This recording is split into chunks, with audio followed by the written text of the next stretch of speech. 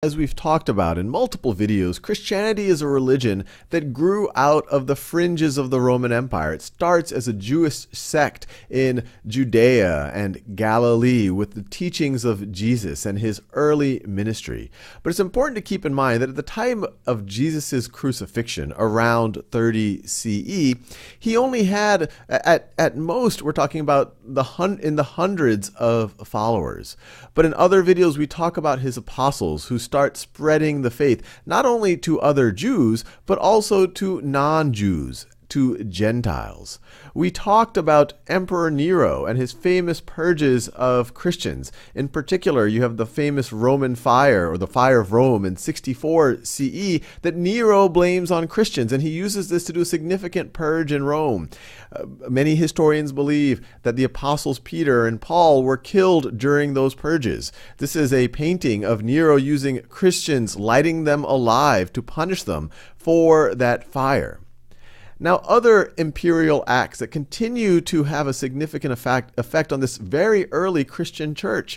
We talked about the destroying of the Second Temple in Jerusalem in 70 CE, and that's under the reign of Vespasian. And this, of course, is a very significant event for the Jewish people, but it also has a significant effect on Christianity, because remember, Christianity was really centered at Jerusalem. It was a sect of Christianity, it starts as a sect of Christianity, but now with the destruction of the temple, the Jews were dispersed from Jerusalem, and so were many of these early Christians. And so the centers of Christianity became throughout the empire, places like Antioch. And you continue to have a discomfort with Christians, especially as they became more and more in number and they started to have more and more power. And you have these people who refused to obey the Roman gods, to do their rituals, to worship the Roman gods. And remember, even there was emperor worship here. And the issue was, more so than even the Jewish people, who to a certain degree kept to themselves, these Christians were missionaries. They were spreading their faith to Roman citizens. Families were being split apart, where some decided to become Christians and no longer followed these Roman practices.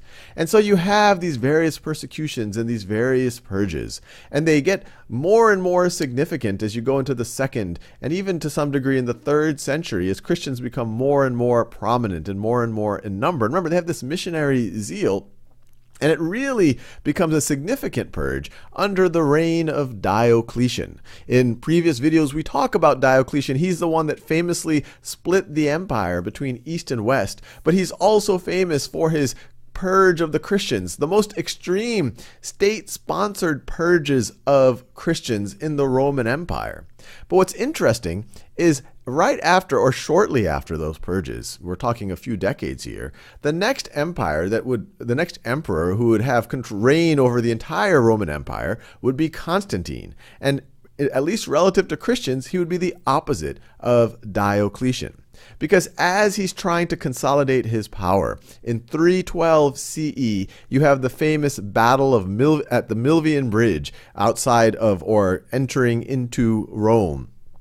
And in this battle, Constantine, he sees a vision of the Christian cross centered on the sun, and he thinks that that is a sign that he should fight under the cross. And he gets the symbols painted on his soldier shield, and he's victorious. And this date, 312, Milvian Bridge, the battle at Milvian Bridge, is viewed as the beginning of Constantine's conversion to Christianity, viewing it as his chosen faith. In 313, the Roman emperor, or the empire, issues the Edict of Milan, which officially makes Christianity okay. It legalizes Christianity, which is a big deal because these folks have been persecuted all this time. They haven't been worshiping the Roman gods.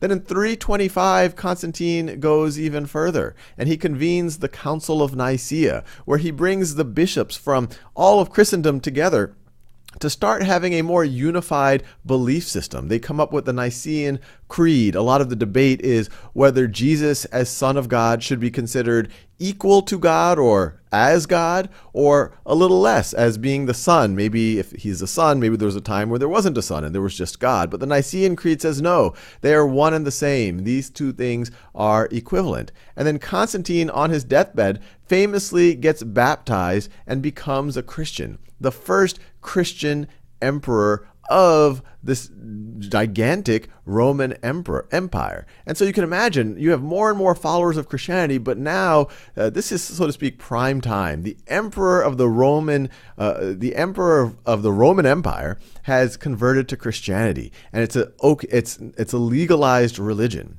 And then that gets even more momentum when we get to the end of the 4th century. Emperor Theodosius, who was Christian, under him, it becomes the official religion of the Roman Empire. The same empire that at one point Christianity was illegal and it was being persecuted, now it was the official religion of the Roman Empire. And Theodosius, I mentioned him in other videos, he was incidentally also the last emperor to rule over both Eastern and Western Roman empires. So you have this empire that starts off very anti-Christian. Actually, in the beginning, they don't really take much note of what's going on in Judea and Galilee. But more and more, they start to persecute them. But we go a few hundred years into this, and it becomes a Christian empire.